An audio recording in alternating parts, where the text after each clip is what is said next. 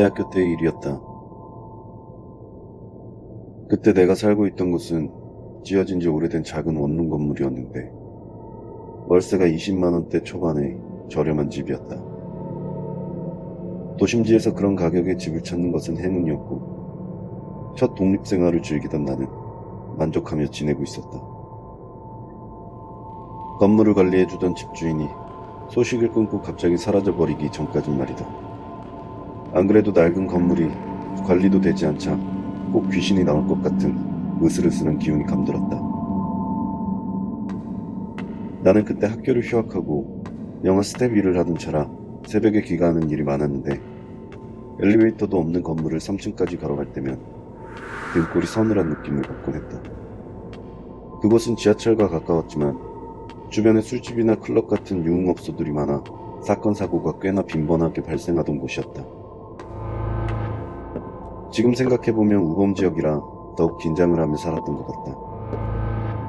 피곤함을 이끌고 집으로 들어가려고 하는데 문 앞에 놔두었던 음식물 쓰레기가 열려 있었다. 그때 당시에는 음식물 쓰레기나 쓰레기 따위를 집 밖에 놔두면 관리인이 수거를 해가는 시스템이었는데 건물에 관리자가 없다 보니 사람들은 쓰레기를 문 앞에 잠시 놔두었다가 하루 이틀 지난 후 봉투가 쓰레기로 가득 차면 그제서야 버리곤 했다. 가끔 길 잃은 개나 고양이가 건물로 들어와 쓰레기 봉투를 찢는 일이 있어 대수롭지 않게 넘기려고 했지만 기분은 찝찝했다.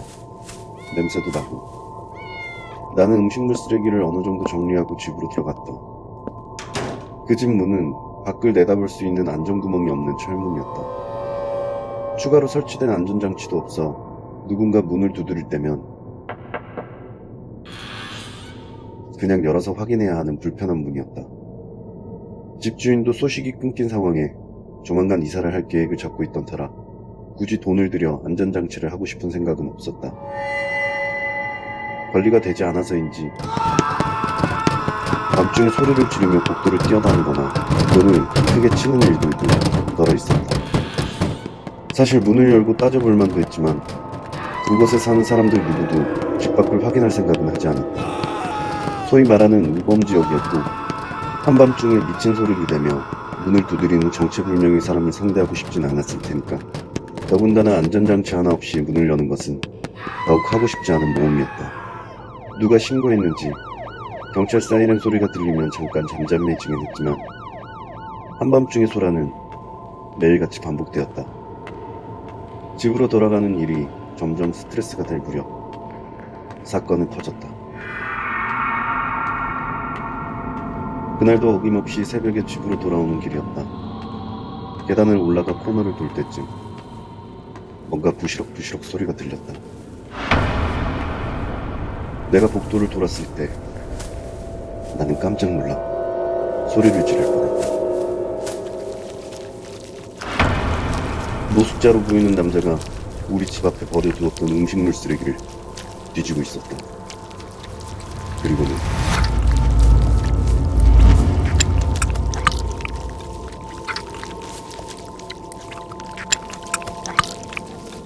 그것을 개걸스럽게 먹고 있었다. 나는 그 남자가 눈치채기 전 도망치듯 계단 쪽으로 몸을 숨겼다. 저 사람은 누구지? 왜 남의 집 음식물 쓰레기를 먹고 있는 걸까? 그것도 냄새가 진동하는 썩은 음식물을. 나는 망설였다. 어떻게 해야 할까? 그냥 집으로 들어가야 하나? 아니면 경찰을 불러야 하나? 섣불리 행동하긴 싫었다. 사람은 자신의 숨기고 싶은 치부를 들킨다면 공격적으로 변한다. 그 남자 역시 더러운 음식물 쓰레기를 먹는 모습을 남에게 들킨다면 공격적으로 변할지 모른다. 나는 그 남자의 식사가 다 끝날 때까지 계단에서 기다리기로 했다. 하지만 5분이 지나고 10분이 지나고 그의 식사는 좀처럼 끝나지 않았다.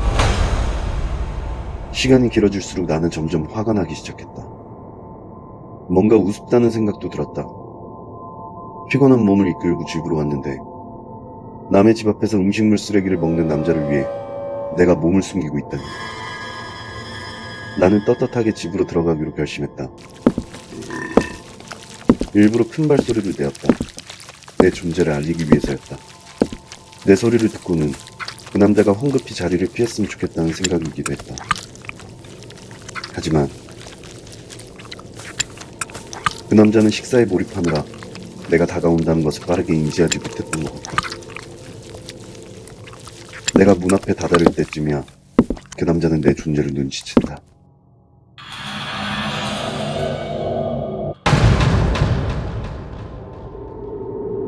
나는 내심 태연한 척하며 그 남자를 노려보았다.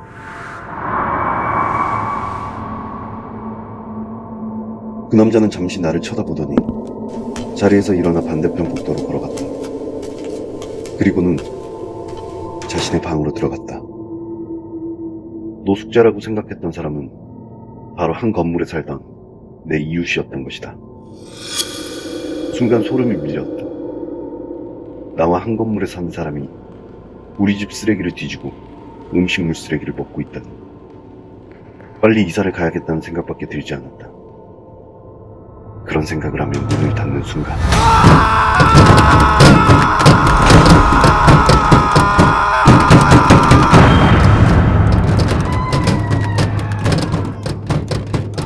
알 수 없는 비명을 질러대며 우리 집 문을 미친 듯이 두드리던 그 사람이 음식물 쓰레기를 먹던 그 사람인지는 알 수 없었다. 경찰에 신고했지만 경찰은 내가 말한 그 집에는 아무도 살고 있지 않다고 말했다. 나는 그 일로 큰 트라우마를 겪었고 그 집에서 이사를 나오기 전까진 누가 찾아올 때마다 칼을 숨기고 문을 열어주곤 했다. 많은 시간이 흐른 지금도 가끔씩 누군가 문을 두드릴 때면 생각이 난다. 그 건물의 싸늘함과 우리 집 쓰레기를 먹고 있던 그 남자가